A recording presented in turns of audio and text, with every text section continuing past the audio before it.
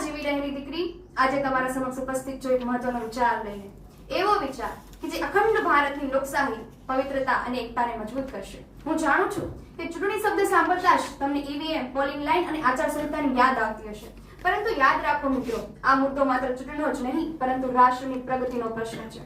ભારત એક વિશાળ લોકશાહી ધરાવતો દેશ છે, જ્યાં 91 કરોડ મતદારો, 543 શાસન સભ્યો અને હજારો પંચાયતી રાજ સંસ્થાઓ છે.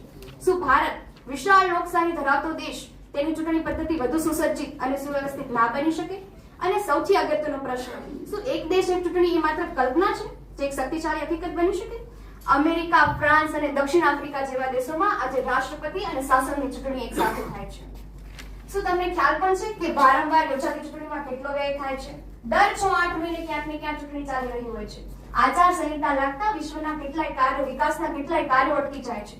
2019ની લોકસભા અને વિધાનસભાની ચૂંટણીમાં અંદાજે 60,000 કરોડથી પણ વધુ ખર્ચ થયો હતો, જે કદાચ એક દેશ એક ચૂંટણી યોજાય તો તે રકમ, તે રાશિ આરોગ્ય અને શિક્ષણ માટે ખર્ચી શકાય.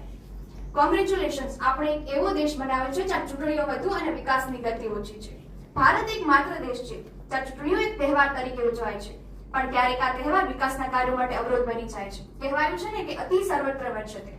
ભગવદ ગીતામાં લખ્યું છે કે કર્મણ્યેવાધિકારસ્તે મા ફલેષુ કદાચન. તું કર્મ કર, ફળની ઈચ્છા ન રાખ. પણ આજે જો સરકાર ફક્ત ચૂંટણી જીતવા માટે જ રાજનીતિ